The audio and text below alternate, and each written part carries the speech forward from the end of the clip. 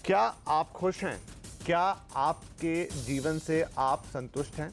सभी चाहते हैं कि उनकी जिंदगी खुशियों से भरी हो, दुख का साया भी ना पड़े, लेकिन क्या ऐसा हो पाता है? ये सवाल इसलिए क्योंकि चाहे हम कितनी भी तरक्की करते दिखें, लेकिन वर्ल्ड हैप्पीनेस इंडेक्स की माने, एक रिपोर्ट आई है ताज़ी, तो हम यानी कि भारत के लोग खुशहाल नहीं हैं, या खुशहाली का जो पैमाना है उस पर बहुत पिछड़े हुए हैं। इस इंडेक्स में भारत का नंबर पाकिस्तान और बांग्लादेश जैसे देशों से भी नीचे है। बड़ी बात यह कि पिछले 4 सालों में भारत की हैप्पीनेस रैंकिंग लगातार गिरी है। तो या तो हम इस रैंकिंग को माने ही ना और अपने आप में खुश रहें, या फिर इस पर सोचें कि आखिर ऐसा क्यों है कि दुनिया का सबसे तेजी से तरक्की करने वाला देश खुशहाली के मामले में फसड्डी है। सवाल यह भी है कि खुशी आखिर है क्या और ये कैसे मिलती है। तो आज इसी की बात करेंगे, लेकिन उससे पहले ये रिपोर्ट।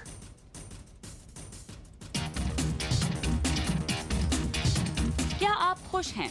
अगर आपका जवाब हाँ है तो एक बार फिर से सोचिए, क्योंकि भारत भले ही दुनिया की सबसे बड़ी अर्थव्यवस्थाओं में से एक हो, लेकिन खुशहाली के मामले में भारत बहुत गरीब है। ये बात सामने आई है संयुक्त राष्ट्र विश्व खुशहाली रिपोर्ट में। संयुक्त राष्ट्र विश्व खुशहाली रिपोर्ट के मुताबिक भारत हैप्पीनेस इंडेक्स में 140वें स्थान पर है, जो पिछले साल के मुकाबले 7 स्थान नीचे है। फिनलैंड लगातार दूसरे साल इस मामले में पहले पायदान पर है। हैरानी की बात यहाँ ये है कि इस रैंकिंग में पाकिस्तान भारत से काफी आगे 67वें नंबर पर है, जबकि चीन 93 और बांग्लादेश 125वें पायदान पर। यानी इस रिपोर्ट की माने तो पाकिस्तान के लोग भारत से ज्यादा खुश हैं। उधर युद्धग्रस्त दक्षिण सूडान के लोग अपने जीवन के सबसे अधिक नाखुश हैं। इसके बाद मध्य अफ्रीकी गणराज्य 155वें नंबर पर है, अफगानिस्तान 154वें और तंजानिया 153वें नंबर पर। दुनिया के सबसे अमीर देशों में से एक होने के बावजूद अमेरिका खुशहाली के मामले में 19वें स्थान पर है। ये रैंकिंग 6 मानकों के आधार पर की जाती है, जिसमें आय, स्वस्थ जीवन, सामाजिक सपोर्ट, आजादी, विश्वास और उदारता शामिल है। संयुक्त राष्ट्र की ये 7वीं वार्षिक विश्व खुशहाली रिपोर्ट है, जो दुनिया के 156 देशों को इस आधार पर रैंक करती है कि उनके नागरिक खुद को कितना खुश महसूस करते हैं। हालांकि कुछ लोग इस रैंकिंग पर सवाल भी उठा रहे हैं। उनके मुताबिक पाकिस्तान और भारत की खुशहाली में इतना अंतर कैसे हो सकता है। लेकिन सवाल ये नहीं है कि पाकिस्तान हमसे ज्यादा खुश क्यों है। सवाल ये है कि हम साल दर साल नाखुश देशों में अव्वल क्यों होते जा रहे हैं। क्या वाकई तेजी से आगे बढ़ने के चक्कर में हमने अपनी खुशियों को पीछे छोड़ दिया है? और ऐसा क्या करना चाहिए जिससे हम जीवन में संतुष्ट और खुश रह सकें? तो ऐसा क्या करना चाहिए जिससे जीवन में सच में खुशहाली आए? तो बात होगी इस रिपोर्ट के बारे में, और रिपोर्ट अपनी जगह पर है। हमें खुश रहना ज़्यादा इंपॉर्टेंट है। किसी रिपोर्ट के आधार पर शायद हम खुश ना हो, लेकिन उस खुशी के लिए क्या करना होगा, तो आज हम इस पर ढेर सारी बातें करेंगे। और इसके लिए खास पैनल हमारे साथ जुड़ा है। मेरे साथ इस कार्यक्रम में शामिल हो रहे हैं अर्थशास्त्री आलोक पुराणिक साहब, जो अर्थशास्त्री तो हैं ही, एक जाने माने व्यंग्यकार भी हैं। तो हंसते भी हैं, हंसाते भी हैं, तो खुश रहने के बारे में भी बताएंगे। इसके अलावा ग्लोबल लीडिंग हॉलिस्टिक हेल्थ गुरु और corporate life coach doctor Mickey Mehta मेरे साथ यहाँ पर स्टूडियो में मौजूद है। अक्सर आप उनको सुनते रहते हैं, हेल्थ टिप्स तो हम उनसे अक्सर लेते हैं, लेकिन आज खुशी की जो कुंजी है वो पूछेंगे।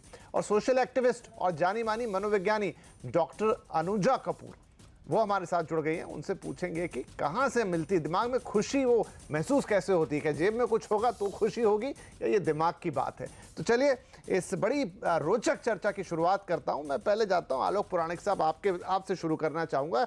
अगर मैं पहले रिपोर्ट की बात कर लूँ, क्योंकि आप अर्थशास्त्री भी हैं, एक ऐसी रिपोर्ट है जो कुछ पैमानों पर बनी हुई है। मसलन जीडीपी कैसा है देश का, उसमें लोगों की आय कैसी है, उसके बाद लोग अपने आप को कितना स्वस्थ महसूस करते हैं, या उनको लगता है कब तक वो जिंदा रह पाएंगे। कुछ इस तरह के पैमाने यहाँ पर हैं। उसमें उदारता जैसे पैमाने भी उन्होंने रखे हैं। ऐसा क्यों है सर कि हम इस रैंक में पाकिस्तान, बांग्लादेश ऐसे देशों से भी नीचे गए? देखिए, इस रिपोर्ट को 2 तरह से लेना चाहिए। एक रिपोर्ट का लेने का तरीका ये है कि जैसा आपने बताया रिपोर्ट में कि आय के स्तर पर, सेहत के स्तर पर, स्वतंत्रता के स्तर पर, भ्रष्टाचार विहीनता के स्तर पर हमको इम्प्रूव करने की ज़रूरत है। लेकिन इस रिपोर्ट को यूं दिल पे नहीं लेना चाहिए कि भारतीय परम दुखी आत्मा किस्म के लोग हैं। मैं आपको एक बात कहूं, इस रिपोर्ट में सबसे ऊपर है फिनलैंड। जी। फिनलैंड की पूरी पॉपुलेशन 50 लाख। राइट। आप दिल्ली में करोल बाग, रोहिणी, द्वारिका को मिला दे तो 50 लाख फिनलैंड पूरा मुल्क बन जाता है ना। तो जो टॉप के जो आप देश देखेंगे उसमें आपको समझ में आएगा कि भारत का एक महानगर ले लेंगे तो उसके बराबर वो देश आ जाते हैं। तो उस छोटी पॉपुलेशन को खुश करना, प्रसन्न रखना, वो एक अलग मसला है। भारत जैसे देश को, और जिसमें वैरायटी इतनी हो कि झारखंड का बच्चा, झारखंड की फैमिली खुश तब हो रही है जब उसका बच्चा सिविल सर्विसेज में आ जाए, गुजरात की फैमिली खुश तब हो रही है जब उसके बच्चे की इंडस्ट्री डेवलप हो जाए। तो खुशी के पैमाने बहुत अलग अलग हैं। मैं तो पुराणिक साहब थोड़ा सा आपको बीच में रोक रहा हूं कि चाइना पॉपुलेशन तो वहां की भी बहुत बड़ी है, लेकिन वो फिर भी अंडर 100 है, 93 है उनकी रैंकिंग, लेकिन हम 140 पे जाके गिरे। निश्चय मैं इसमें ऐड करना चाहूंगा कि इसमें जो इस रिपोर्ट के 2 क्राइटेरिया हैं, खास तौर पे सेहत और सोशल सपोर्ट। यानी कि अगर आप बेरोजगार हैं तो सरकार आपकी जिम्मेदारी लेती है, आपके अस्पताल सरकार आपको उपलब्ध कराती है। तो मैं आपसे फिर कह रहा हूं कि ये जो क्राइटेरिया है इस पे हमें और बेहतर करने की जरूरत है। लेकिन इसका मतलब ये नहीं है कि आप बिल्कुल दुखी आत्मा होकर बैठ जाए। मैं इसी रिपोर्ट का 2 डेटा आपको और देता हूं। ब्राजील 32 पे है और सिंगापुर 34 पर है। जबकि अगर आप वैसे कंपेयर करें तो सिंगापुर ब्राजील के मुकाबले बहुत आगे का देश है, बहुत आगे का देश है। ब्राजील बड़ा होने के बावजूद आप पाएंगे 32 पे है। इसमें एक चीज और हमें नोट करनी है, विश्व का सबसे पावरफुल देश है यूएस। यूएस इस रिपोर्ट में 19 नंबर पे आ रहा है। तो मैं आपसे कहना ये चाहता हूं कि इस रिपोर्ट के आंकड़ों को बिल्कुल दिल पे लेके, और हम दुखी सबसे जहान के दुखियारे हैं ऐसा ना माने, लेकिन एट द सेम टाइम हम ये समझें कि बहुत काम किए जाने की जरूरत है। और भारत के संदर्भ में खासतौर पर मैं कह सकता हूं कि खुशी का कोई एक सिंगल पैमाना नहीं हो सकता। उसमें इन 6 मुद्दों पे काम करें, बेहतर करें, लेकिन उसके बावजूद आप ये ना समझें कि भारत में ये इन 6 पे काम करने के बाद 20-30 साल बाद आप ये समझें कि फिर भी हम बहुत परम खुशी किस्म के लोग हो जाएंगे। मुझे नहीं लगता। मैं आपको एक रिपोर्ट का हवाला और दूं। वहाँ से 3 साल पहले एक रिपोर्ट आई थी, भारत में सबसे खुशहाल राज्य कौन से हैं, और मुझे जान के हैरत हुई थी। बिहार और झारखंड के लोग बहुत संतोषी और प्रसन्न निकले थे उसमें। कम में प्रसन्न है, संतोषी सबसे सदा सुखी, ये बड़ा एक वो इंपॉर्टेंट concept भी काम करता है। ये एक बहुत इंपॉर्टेंट चीज है। डॉक्टर मिक्की मेहता है मुझसे बैठे हैं मेरे साथ स्टूडियो में। तो मिक्की साहब, एक तो है कि आपके पास बड़ी संपन्नता है, बहुत पैसे हैं, तमाम सुविधाएं हैं। एक है कि नहीं, चीजें तो नहीं है ज्यादा, ठीक ठाक है या अभाव ही है, लेकिन आप अंदर से बड़े संतोषी हैं, आपको ज्यादा चाहिए ही नहीं, तो खुशी तो वहां भी हो जाएगी। तो मैं यही कहने जा रहा था कि पाकिस्तान, बांग्लादेश जैसे कंट्रीज में शायद संतुष्टि, तृप्ति ज़्यादा होगी, थोड़े में लोग खुश हैं। भारत में एक ऐसी चीज़ हो गई कि क्रिटिसिज्म ज़्यादा बढ़ गई है, अशांति ज़्यादा बढ़ गई है, और आज आम आदमी भी पॉलिटिक्स बात करता है। आप देखो तो एक आम आदमी भी पॉलिटिक्स से जुड़ा है। तो उससे क्या होता है, जो हमारी जो हम जो जूझ रहे हैं वो और डिफिकल्ट हो, जो हमारी ड्रेजरी डिफिकल्ट हो जाती है। आम आदमी आज एक अच्छे नागरिक होने की कोशिश नहीं कर रहा है, वो निंदा कर रहा है, क्रिटिसिज्म कर रहा है, और हमेशा गवर्नमेंट पे दोष देता है, चाहे कांग्रेस की हो या बीजेपी की हो, कोई भी हो। तो हमें हमारे गुण, हमारे संस्कार को बदलना चाहिए। हमारे अंदर की जो अशांत अवस्था है उसको बदलनी चाहिए। और सबसे अच्छा साधन हमारे पास है भारत में, योग का साधन है, ध्यान का साधन है, हास्य का साधन है। जो पौष्टिक आहार है सबसे अच्छा हमारे वहाँ मिलता है। हरियाली हमारे वहाँ सबसे ज़्यादा है। बहुत भारत बहुत सिनिक है कई शहरों को छोड़ के, गिने चुने शहरों को छोड़ के। तो हम अगर चाहें तो भारत को सबसे संतुष्ट, सबसे तृप्त और सबसे समृद्ध तो बनेगा ही, और सबसे खुश देश को बना सकते हैं। हमें हमारी मेंटालिटी चेंज करनी होगी। उसके लिए हमारे पास जो साधन है उसके लिए हम चर्चा शायद बाद में करेंगे। उन साधनों पे आते हैं कि खुश कैसे रहेंगे, वो तो पूरी बात करेंगे। तो अनुजा जी, एक बात बताइए कि ये क्या, एक तो सैंपल साइज बड़ा हो गया, चलिए ये बात है, लेकिन अगर उस सैंपल साइज को छोड़ भी दे, कुछ और देशों का सैंपल साइज भी बढ़ा रहा है लेकिन वो हमसे आगे हैं, क्या थोड़ा सा विघ्न संतोषी किस्म का माहौल हो गया है लोगों का कि वो तमाम चीजों के बीच में भी एस्पिरेशंस कम नहीं हो रही? हम और करना चाहते हैं, शायद हम और हासिल करना चाहते हैं, क्योंकि हम तरक्की तो कर रहे हैं, दुनिया की फास्टेस्ट ग्रोइंग इकोनॉमी है, इसलिए वो अंदर की जो तरक्की की भूख है वो खत्म नहीं हो रही, और यही शायद थोड़ी सी खुशियों को कम कर देती है। एक्सपेक्टेशन लेवल और नेगेटिव थॉट्स, ये सबसे ज़्यादा प्रॉब्लम कर रही है हमें। इफ़ आई टॉक अबाउट कि हम लोग अपनी ज़िंदगी में खुश क्यों नहीं हैं, क्योंकि हैप्पीनेस एक इंडेक्स ही है। उसको हैप्पीनेस को हमने खोजने की कोशिश नहीं करी, क्योंकि हम हैप्पीनेस ये खोजते हैं कि अगर कोई हमें हंस के देख लेगा या मुझे आइडेंटिटी मिल जाएगी तो मैं खुश हो जाऊंगी, मेरे को फेसबुक पे लाइक्स मिल जाएंगे तो मैं खुश हो जाऊंगी या मैं खुश हो जाऊंगा। साथ वाले के पास मर्सिडीज़ कार है, मुझे भी चाहिए। आज हम लोग वहाँ घूमने जा रहे हैं, वो नहीं जा रहा, मैं नहीं जा रही। सो प्रॉब्लम क्या है कि ये जो हम स्ट्रेस लाइफ लेते हैं, डिप्रेशन, उसकी वजह से बहुत ज़्यादा हमारे अंदर घर है। बच्चे बहुत ज़्यादा इस वजह से परेशान हैं कि हम लोग जो ये कॉम्पिटिटिव लेवल है, जो गलत नहीं है, कंपटीशन होने से सक्सेस भी मिलता है, बट अगर कंपटीशन नेगेटिव चला गया, negative life stress, negative life style अगर आपका है, जहाँ पे आप लोगों को देख देख कर ही ईर्ष्या में हम लोग रहते हैं। बाकी चीज़ें जो पॉलिटिकल लेवल बोला गया है, आपके लिए ये भी कहा गया है कि खाने पीने का ध्यान है और ये सब चीज़ें, that is also one part of it.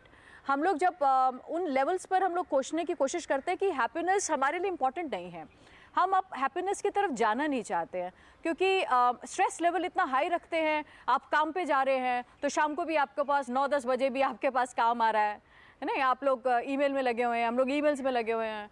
सो वो भी एक आता है तो घर का माहौल अलग हो जाता है, रात भर भी आप काम कर रहे हैं।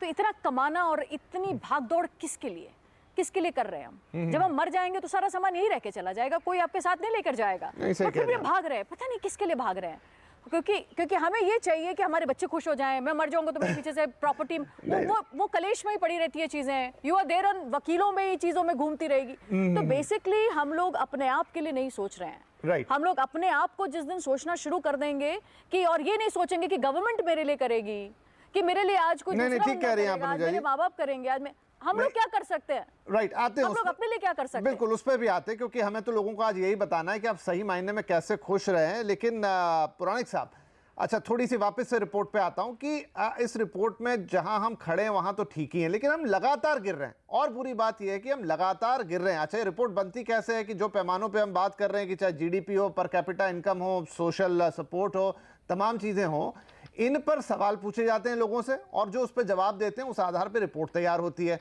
तो क्या लगातार जो इंडेक्स नीचे जा रहा है उसके पीछे क्या कारण मानूं कि क्या ज्यादा, भले ही सैंपल साइज बड़ा होगा, लेकिन ज्यादातर लोग मान रहे हैं कि नहीं, उनको तकलीफें हैं और ये तमाम पैमाने पे उनका मन खुश नहीं है? देखिए, आप आर्थिक पत्रकार हैं, मैं कहना चाहूंगा कि जब रिलेटिव परफॉर्मेंस हम लोग नापते हैं, जैसे मैंने 100 से बढ़ के 120 कर दिया, 20% इज ओके, लेकिन अगर किसी ने 130 कर दिया तो मुझसे आगे चला गया वो। इसमें एक बहुत महत्वपूर्ण स्टडी 74 में यूएस में एक प्रोफेसर ने की थी। प्रोफेसर का नाम था रिचर्ड। उसने यूएस के 1946 के बाद करीब 25 साल का डेटा लेके काम किया था। उसने बताया कि 65% वहाँ की जीडीपी बढ़ गई, लेकिन अमेरिकन के संतोष या असंतोष का स्तर ठीक वही बना रहा जो पहले था। यानी इनकम की बात जहाँ तक आप कर रहे हैं कि इनकम बढ़ने से संतोष का या खुशी का बहुत ताल्लुक है, मुझे व्यवहारिक तौर पे दिखाई नहीं पड़ता। मैं इस बात को और क्लैरिफाई करूंगा। मेरे पास एक चाइना का फ़ोन है, मैं बहुत खुश हूँ, बहुत, उस वक्त मेरा हैप्पीनेस इंडेक्स टॉप पे 100 पे है। मेरे पास एक फ्रेंड आ गया, वो एप्पल का फ़ोन लेके आ गया। पहले मैं खुश था, एप्पल का फ़ोन देके थोड़ा सा मैं रिलेटिव गरीब हो गया, रिलेटिव असंतोष हो गया। एक मेरा तीसरा फ्रेंड आ गया, वो 200 रुपये 2 लाख वाला एप्पल फ़ोन लेके आ गया। अब उस फ्रेंड का भी असंतोष का स्तर अलग लेवल पे चला गया।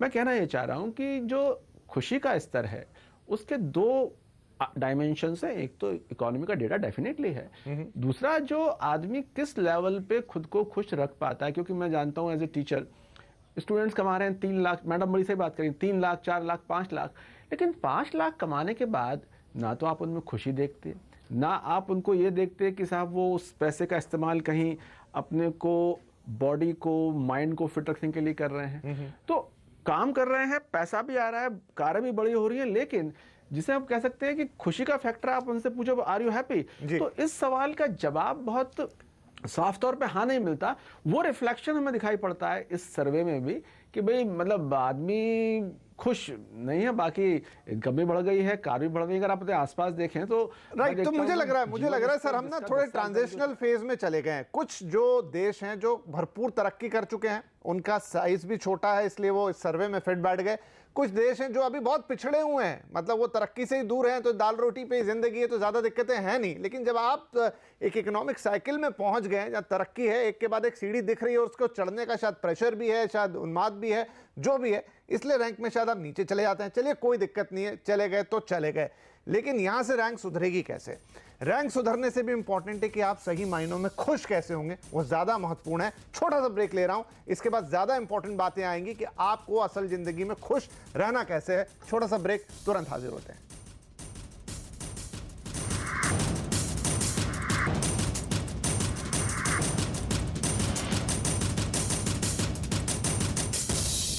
तो कितना हैप्पी इंडिया आज हम बात कर रहे हैं। कंज्यूमर अड्डा में एक रिपोर्ट आई है यूनाइटेड नेशंस की, जो बताती है कि हैप्पीनेस इंडेक्स यानी खुशियों का जो पैमाना है उस पर भारत बहुत पीछे है। कुल 156 देशों में भारत 140वें पे पड़ा है। पाकिस्तान, बांग्लादेश हमसे आगे है। और हमारा सवाल यही कि भाई कहां पर है? सब कुछ तो इतना अच्छा चल रहा है, दिखता है, फिर क्यों खुश नहीं है हम?